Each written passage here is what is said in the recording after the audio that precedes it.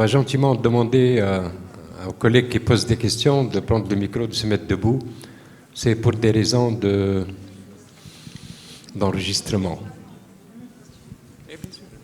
Alors, j'ai une petite question pour la dernière présentation pour Dr Hafez. En fait, pour l'évaluation du traitement thérapeutique, vous avez dit que le délai minimum, c'était 1 mois pour le scanner, le premier scanner.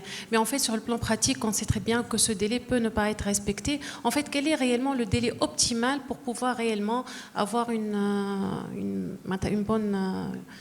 bonne appréciation des éléments, une meilleure appréciation des éléments? Il faut éviter de dépasser les 1 mois parce que le patient risque de progresser entre-temps. Si le scanner il est ancien, on peut interpréter par exemple une réponse comme une stabilité ou une progression. Et il y a le délai après la chimiothérapie. Il faut attendre 3 semaines, 15 jours, 3 semaines pour avoir le bénéfice et l'effet de la chimiothérapie. D'accord, donc on reste dans un délai optimal de 1 mois. Il ne faut pas dépasser les 1 mois. Même un jour, ça suffit. Il ne faut pas dépasser le 1 mois, c'est ça. Des questions dans la salle? Bonjour, c'est Dr Limem, je suis un médecin nucléaire. Donc je voulais juste... c'est une petite remarque par rapport à la TEP. Quelques petites remarques par rapport à l'accessibilité. Donc actuellement, c'est un examen qui est disponible en Tunisie dans plusieurs centres et en privé. Donc il est disponible. Et pour les délais, ils ne sont pas très loin. Pour le coût, pareil, c'est un examen qui est pris en charge par la CNAM. Donc le coût... voilà. Et sinon, pour la place de la TEP-TDM dans le bilan d'extension et le suivi du cancer bronchopulmonaire, il a sa place dans le bilan d'extension et surtout pour l'atteinte extrathoracique, donc le bilan à distance. Pour l'atteinte ganglionnaire, comme a dit notre collègue ce matin, c'est vrai qu'il y a beaucoup de faux positifs, mais là on compte sur l'expérience de l'opérateur, sur le bon sens, et puis il y a les critères d'interprétation, c'est-à-dire des critères métaboliques et morphologique, donc on en tient compte. Et puis, c'est l'intérêt des RCP pour discuter justement le bon sens de l'atteinte. Est-ce que c'est une atteinte inflammatoire ou si c'est une atteinte tumorale?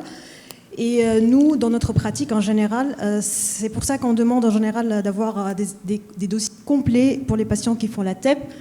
Et on est amené parfois de faire nous-mêmes l'interrogatoire avec le patient pour vérifier s'il a une atteinte inflammatoire ou infectieuse intercurrente pour ne pas justement donner des résultats faux positifs. Et après, l'histologie reste l'examen de référence. Et par exemple, par rapport à la TDM, c'est vrai que parfois on signale un hypermétabolisme en regard de ganglions, donc qui sont infracentimétriques, et d'où l'intérêt de la TEP, justement, parce que c'est un examen qui est très sensible, mais qui n'est pas spécifique. Donc là, on oriente un petit peu pour les biopsies aussi. Donc il y a aussi un intérêt pour le bilan initial, pour le suivi, pour le changement des lignes thérapeutiques. Donc, personne n'a mis en cause l'intérêt de la PET. Elle a bien précisé que dans l'évaluation thérapeutique, il n'y a peut-être pas de place actuellement. Est-ce qu'il y a d'autres questions? J'en ai eu 3 petites questions. Fatma, oui. Comme d'habitude, une excellente présentation. Première question, est-ce que vous avez une idée sur la fréquence des mutations GFR et réarrangement ALCA en Tunisie? En Tunisie, on avait justement l'espoir de cette étude PERMEDINA qu'on a entamée justement dans ce but-là, de faire un peu les données épidémiologiques chez les patients. Mais malheureusement, jusqu'à présent, on ne l'a pas. Et cette étude, j'apprends aujourd'hui qu'elle a été arrêtée pour des raisons techniques et de marqueurs. Donc jusqu'à présent, malheureusement, non. J'ai dans l'expérience de l'hôpital Charles-Nicolle, on a mené une petite étude dans le cadre d'un projet de recherche. Par PCR. Oui, on a inclus 50 patients et on avait 50% qui étaient mutés EGFR. Mais c'est dans le cadre de... Oui, mais je précise que c'était par PCR et non pas par NGS. Donc les 50% sont surestimés. Deuxième question, Fatma, oui. Pour ne pas oublier, le criso dans le réarrangement ALCA. Oui. Est-ce que ça passe dans le cerveau?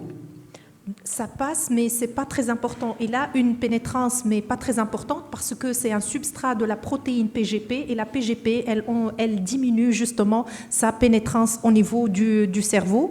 Mais on a quand même des patients, je vous ai montré le cas de notre patiente qui est actuellement dépassé les 2 ans en rémission complète, sauf qu'elle a été opérée pour sa métastase cérébrale, et avec une radiothérapie post-chirurgie. S'il n'y a pas de questions dans la salle, je vais enchaîner avec une autre. Et donc, est-ce qu'avec le zimertinib, on va oublier les autres TKI? De première génération. Oui, première et deuxième. Idéalement, c'est d'exposer 100% des patients à l'osimertinib, mais parfois, chez des patients, par exemple, qui sont âgés, qui ont un PS 10 ans supérieur ou égal à 2, on sait que l'espérance de vie, elle est moins importante qu'un patient qui est jeune avec un bon PS. Donc on se dit quand même, on lui donne la chance d'avoir un TKI, de l'EGFR, même de première génération. Donc pour rationaliser, je dirais le prescrire conformément aux recommandations pour les jeunes patients avec un bon PS, pas pour tous les patients, pour les patients un peu plus âgés, PS 2, supérieur ou égal à 2, plutôt l'erlotinib, puisque ça existe quand même en Tunisie. Donc erlotinib, ça existe, et osimertinib, ça existe, mais on l'obtient un peu plus difficilement par rapport à l'erlotinib. Docteur Fenish, on bat Docteur Drila. Une question pour Dr Chermiti, une excellente présentation. Merci Dr Chermiti.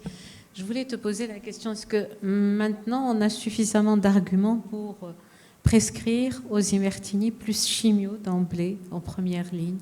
Suffisamment d'arguments, je ne dirais pas, mais probablement les patients avec une métastase cérébrale, donc mutation commune de l'EGFR avec métastase cérébrale, c'est des patients qui bénéficient le plus de cette association osimertinib-chimiothérapie par rapport à osi seul. Donc pour ces patients, je dirais oui. Pour les autres, si je dirais ça va augmenter la toxicité, comme je dirais sujet âgé, plusieurs comorbidités, plutôt rester osimertinib seul, ça serait bien. Mais pour le moment, le seul sous-groupe qui répond, auquel on a plus d'évidence, c'est les patients avec mutation commune et métastase cérébrale.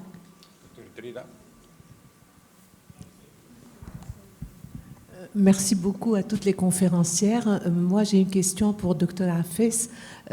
Pour la pseudo-progression, quel est le délai quel est le délai où on voit ces pseudo-progressions? Et après, combien de temps, je pense que vous avez dit 2 mois, au bout de combien de temps faut-il contrôler pour essayer de voir si les choses s'arrangent ou plutôt si c'est une vraie progression? Le contrôle, c'est 4 à 8 semaines. Donc, à 1 à 2 mois après la constatation de la progression, il faut la confirmer. Et puis, dans la littérature, la pseudo-progression, elle est plutôt précoce. Donc, elle se voit précocement, mais on peut même la voir tardivement. Merci. Est-ce qu'il y a d'autres questions? Non? سامي كمون. ياسر بعيد يا سامي. C'est juste pour dire que dans notre série, nous avons 43% de mutations, donc ça se rapproche des 50% déjà rapportés. Oui, ça, 43%. Bon, s'il n'y a plus de questions, donc on nous demande de rester dans la salle puisque la pause café est là et vous aurez une pause café de 5 minutes. Parce qu'on va enchaîner directement avec la dernière séance.